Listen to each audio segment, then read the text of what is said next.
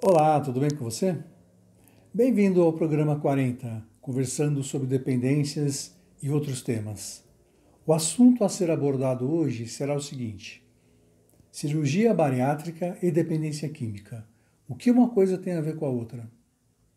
O fato é que nós, terapeutas que trabalhamos com dependência química, temos recebido ultimamente alguns pacientes que fizeram a bariátrica e que desenvolveram posteriormente a dependência química. Então, por que isso acontece? Vamos conversar um pouco mais sobre esse assunto?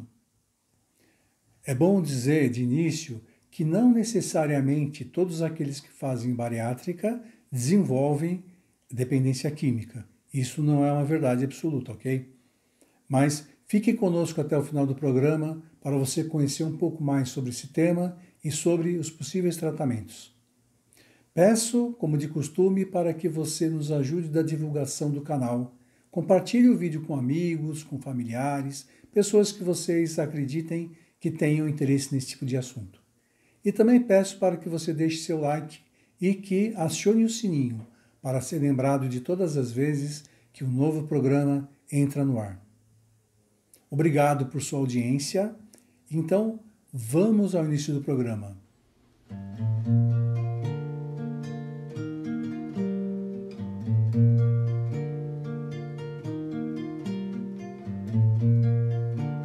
Oi, Neide, tudo bem com você? Como é que você está?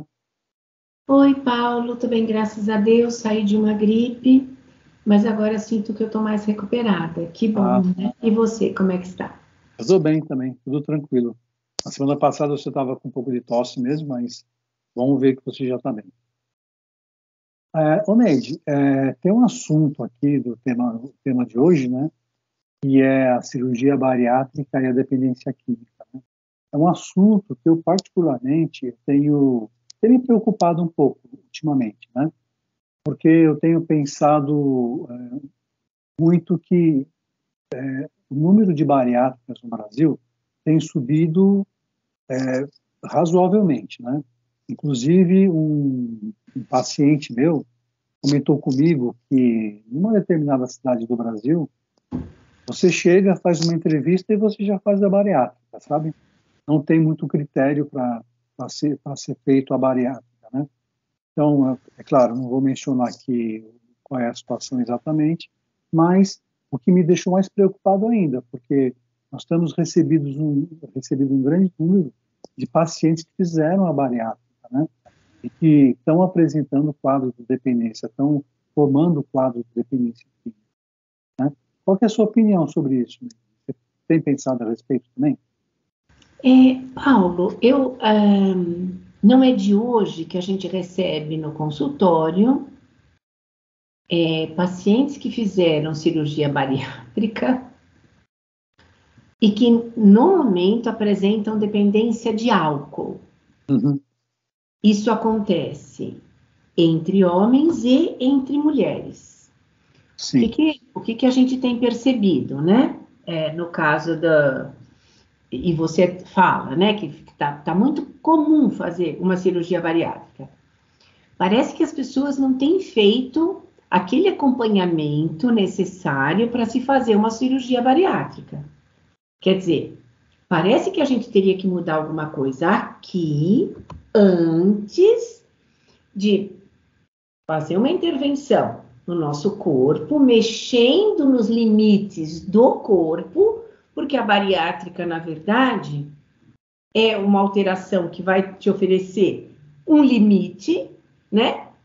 Um momento que o seu corpo diz quando parar de comer, né? Mas quando a gente sabe que esse limite deveria ter sido colocado aqui, Sim. né? Se eu coloco qual é o limite aqui, eu talvez nem precisasse da bariátrica. Mas, enfim, se eu fizer a bariátrica, houver um limite fisiológico e também houver um limite no meu aparato psicológico, eu tenho muito mais chances, primeiro, de não recair. Por quê? Porque uma grande parte dos pacientes que nos procuram, já com dependência de álcool, eles também voltaram a comer, né? E de alguma forma. Eles já não estão mais com o mesmo peso que estavam quando saíram da cirurgia bariátrica ou quando terminaram aquele processo. Verdade. O que a gente observa é que parece que a dependência, que a compulsão, ou seja, que a estratégia compensatória não foi modificada. Por quê? Porque não foi feito um tratamento para isso. O paciente parece que em nenhum momento antes de fazer a cirurgia bariátrica estava consciente de que o comer excessivamente fazia parte de uma estratégia compensatória. Uhum. E como ele não consegue mais comer compulsivamente, porque existe um limite, o que ele faz? Ele desenvolve uma outra compulsão possível, né? Que é um açúcar, dá prazer, e substitui a... Não substitui a estratégia continua sendo a mesma, mas ele tem o mesmo prazer que antes ele tinha com comida. Quer dizer, Então, muda a compulsão. muda só a compulsão. Eu vejo que o que acontece com essas pessoas? Essas pessoas não fazem um acompanhamento psicoterápico necessário antes da bariátrica, pós-bariátrica, prevenindo o quê? Prevenção de recaída.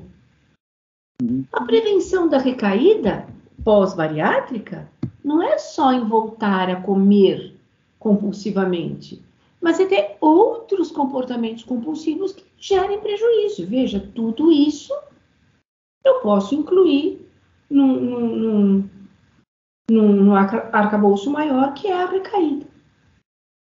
Então, significa que quando o paciente procura por bariátrica, né, o que está acontecendo é ele procura pela bariátrica sem estar preocupado com o que acontece na cabeça, né? E aí, então, ele acaba fazendo a bariátrica, ele mexe no organismo dele, mexe no corpo dele, ele impede a compulsão por alimentos, mas ele troca essa compulsão pelo álcool, por exemplo, né? E assim, Paulo, eu imagino que para os pacientes não fique muito claro, não é muito bem explicado por que ele tem que fazer um acompanhamento psicoterápico. Uhum. Porque eu imagino que o que acontece é o seguinte: acontece algumas sessões de avaliação para fazer a cirurgia bariátrica, ele faz a cirurgia bariátrica, o que ele tem a sensação? De que o problema dele foi resolvido, porque ele perdeu peso. E esse era o objetivo inicial, perder peso. Sim. Né? Mas ele não fez nenhuma mudança interna de comportamento, né? Ou seja, as estratégias compensatórias que ele usava antes, ele vai continuar utilizando. As estratégias compensatórias que ele utilizava para lidar com as crenças disfuncionais, né? Ele pode até mudar a estratégia, quer dizer, eu não como mais, mas a crença, ela permanece lá. Então, para lidar com a crença, eu tenho que desenvolver uma outra estratégia compensatória. E provavelmente volta a ser uma estratégia compensatória disfuncional, né? Uhum. A pena. Ô, Neide, sabe o que eu ia sugerir para a gente falar aqui nas próximas conversas sobre prevenção de recaída? Até para dar uma ajuda, né, para esses pacientes que estão passando por essa situação, a encontrarem estratégias mais funcionais para se prevenirem, né, de uma recaída, né, tão agressiva, né, que é o que a gente está presenciando atualmente, né. Uhum. Muito sofrimento que eu pelo menos eu tenho visto, né, muito sofrimento porque é como a gente fala na linguagem popular, né, a impressão é que a pessoa se encontra esnucada, né, ela está numa posição que ela não consegue sair porque ela fez a jogada dela, que é a bariátrica, e de repente ela está numa posição que ela não sabe para onde sair agora. E daqui, eu vou para onde, né? Uhum. Talvez a gente consiga ajudar nesse sentido. O que você acha? Eu acho uma ideia legal, Paulo. Eu estou disposta a seguir nesse caminho com você, se você topar. Ah, legal. Então tá bom, Neide. Eu acho que o programa de hoje foi bem esclarecedor, né? Explicando os motivos, né, dessa troca de compulsão, né? Eu acho que a gente conseguiu, de alguma forma, ajudar a nossa audiência, né? Uhum. Então, convido a audiência para nos acompanhar no próximo programa também. Obrigado, viu, Neide? Obrigado pela conversa. Né? Obrigada a você, Paulo. Um grande abraço. Um abraço. Tchau, tchau. Tchau, tchau.